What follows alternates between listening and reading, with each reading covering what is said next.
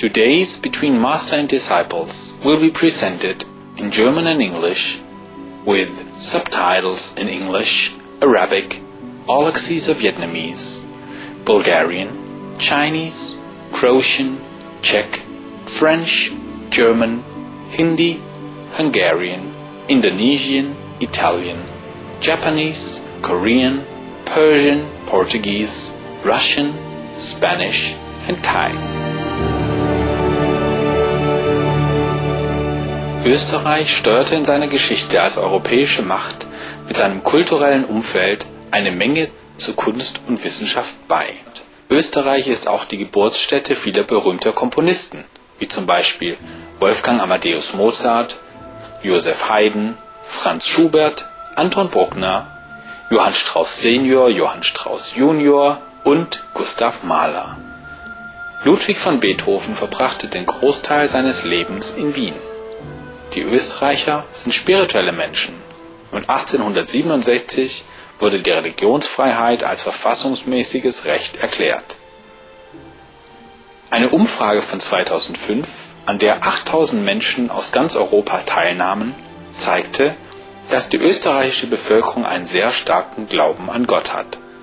Mit ihrer Liebe zu Gott und ihrem Wissensdurst nach der Erfahrung des Reichs Gottes luden die Österreicher die höchste Meisterin Qinghai bei mehreren Gelegenheiten in ihr Land ein, um mit ihnen ihre Weisheit und Erkenntnisse zu teilen. Wir laden Sie nun ein, uns auf eine spirituelle Reise zu begleiten. Wir werden die spirituelle Diskussion zwischen der höchsten Meisterin Qinghai und unseren Vereinsmitgliedern bei einem kürzlichen Retreat in Österreich hören, mit dem Titel Die Geschichte des wohlhabenden Prinzen, vom 28. Februar 2008 in Österreich.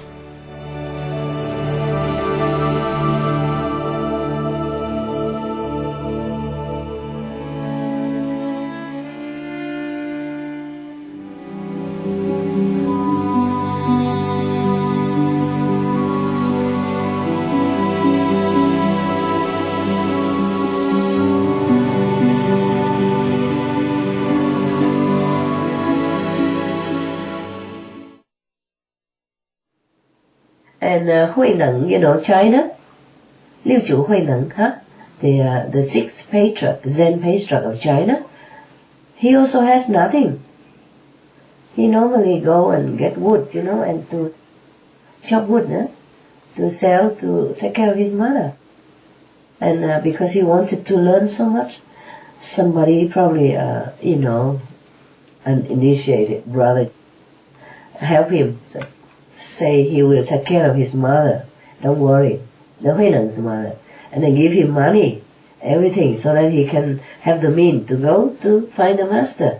Because it's such a long way to go to China, by horse or by donkey or by foot. He's from Vietnam anyway. Yeah, but Chinese, Vietnamese is all the same. He's also a very poor person. Yeah, he became enlightened, become the sixth patriarch of the Zen Buddhism at that time. And Bodhidharma was a prince. Yeah? And he forsake his princehood, he became a monk. So what I mean is, enlightenment doesn't hang on wealth, position, or poverty. We have everything, right? The Sakyamuni Buddha, he was also a prince. Yeah? See what I mean? Yeah. Whereas Jesus Christ, he was a carpenter. See what I mean? Yes. And all the holy saints in Christian, the 12 apostles, the first 12 apostles, they're fishermen. You see? There's no position, no profession, no wealth, nothing can predict an enlightened person, future. When the time to come, he will just forsake everything and become initiated and become enlightened. Yeah. Okay. After a time, a friend of his father heard of his new dwelling place and came to visit, drawn by esteem for his virtue. After expressing the usual friendly concern for his health, the visitor told the ascetic of his love for his father, and there naturally ensued a long conversation, during which the friend said with much affection the following: "Isn't it possible that your reverence acted too impulsively in renouncing the world at such an early age, ignoring both the needs of your family and the importance of continuing your life? What do you hope to gain here? In the forest, you can lead a virtuous life in your home, just as easily as in the wilderness. Why do you take on this difficult life, striving to incarnate poverty itself? Here you must leave off the arms of strangers, who think of you as nothing but a beggar. Covered with rags, stripped of friends and relations, you hide here in the middle of the woods. Even your enemies' eyes would fill with tears to see you in this state." Such a pitiful state he means. He continued, "Return to your home. You do not need this misery. There you will be able to fulfill both spiritual and familiar duties. There you can produce a fine son. After all, if the poor can find the comfort of a castle in their meager huts, how much more comfort can be found in a wealthy residence, resplendent with luxury." Sounds very nice, yeah? But the Bodhisattva's mind had been purified by the sweet and comforting ambrosia of detachment. In his heart he knew too well the difference between the life of a householder and the life of an ascetic. It's true like that. I knew it too. I still long for the day when I was free. I am free now, but freer, you know. I'm still nostalgic for those days when I don't have to worry about anything. In his heart, he knew too well the difference between the life of a householder and the life of an ascetic. And the encouragement to enjoy worldly pleasures only made him uneasy. As talk of a lavish meal affects those who are satiated. You know, like somebody already too full and you keep talking about good meal again. It means nothing to you anymore, right? Maybe even you didn't eat such a good meal and you just eat like a sandwich or anything, but you full. Gourmet dinner don't taste anything to you and you're not really interested. Once you're full, you don't feel like wanting to eat anymore, right? So he told their visitor thus: "What you have just said was spoken out of sincere affection, and therefore does not truly distress me."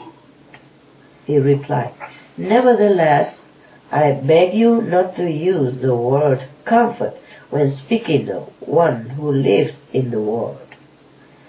The householder's state is like a prison, and whether one be rich or poor, such a life is full of pain. You see, the rich struggle to guard their wealth, and the poor struggle to gain it. Both struggle. It's true. No comfort exists for either rich or poor, only ill ensues. It is true that a householder can observe the precepts, but a task more difficult is hard to conceive. The householder's life is bound by concern far removed from the Dharma. It's true like that. It is true. Okay. The householder's life is bound by concerns far removed from the Dharma, mean the true teaching, the true practice of spiritual attainment. They call it Dharma. Dharma is not only the teaching, it's a practice of the teaching, of the true teaching. Concerns which call for a great deal of attention. Consider this.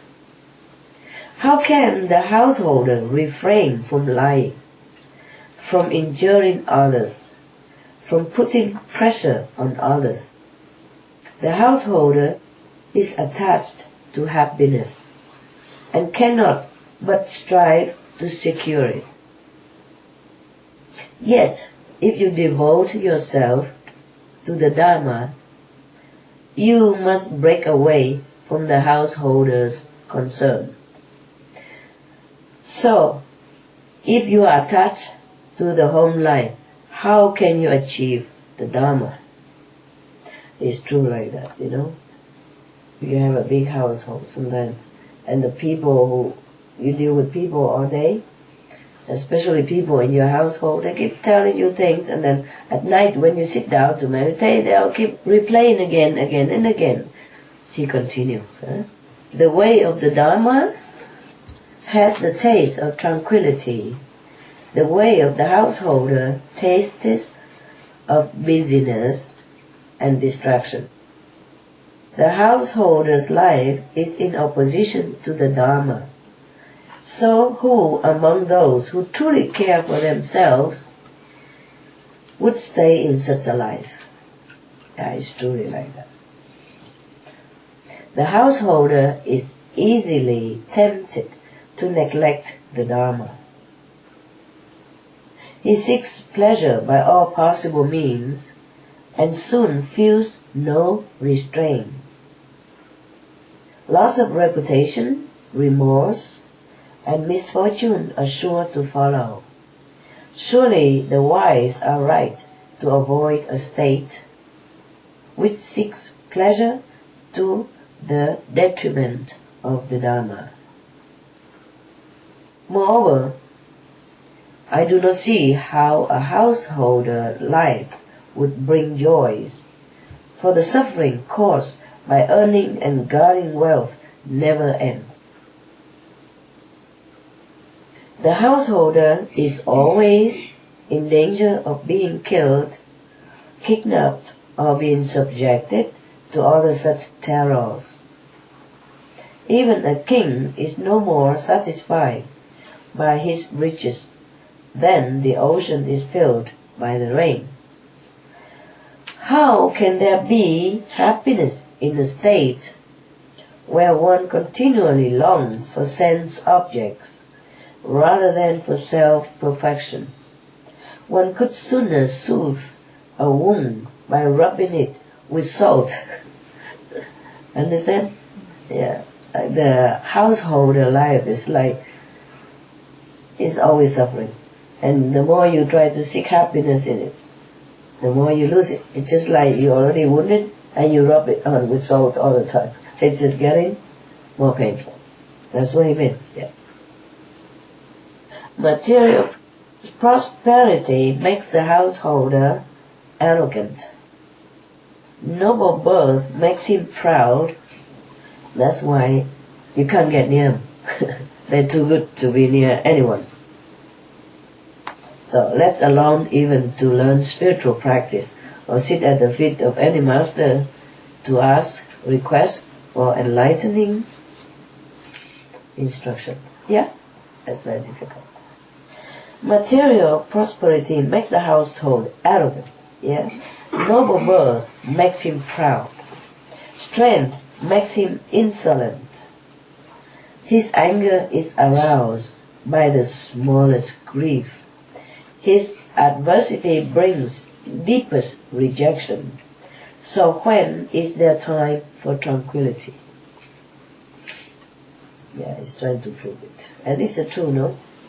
Therefore, sir, do not speak against my determination. The house is home to much misery, haunted by the serpents of arrogance, pride, and infatuation. It destroys the possibility of happy tranquility. Who would choose to stay in a place so full of disturbances? In the forest, however, home of those who are content, the mind is calm and detached. Happiness such as this cannot be found even in Chakra's heaven. Chakra is one of the gods at that time, you know? One of those gods in heaven that people really aim to go to, the so-called one of the heavens, yes. Though covered with rags and dependent on strangers, I delight to be here.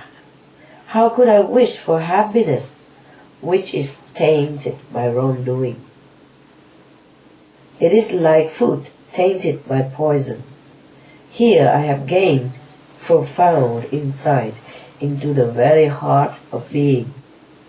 However, such persuasive words did not fail to impress his father's friend. Showing respect for the great being, he humbly offered him what he could, what he has carried with him. From this story, one can see how those who truly wish to benefit themselves abandon the state of a householder, for they understand that such a state is in conflict with both the Dharma and tranquility. This account is also relevant when discussing the virtue of detachment, to show how those who have once tasted the joy of detachment do not revert to worldly pleasures. Lucky guy, huh? Yeah, that's it. The story ends. Thanks for listening.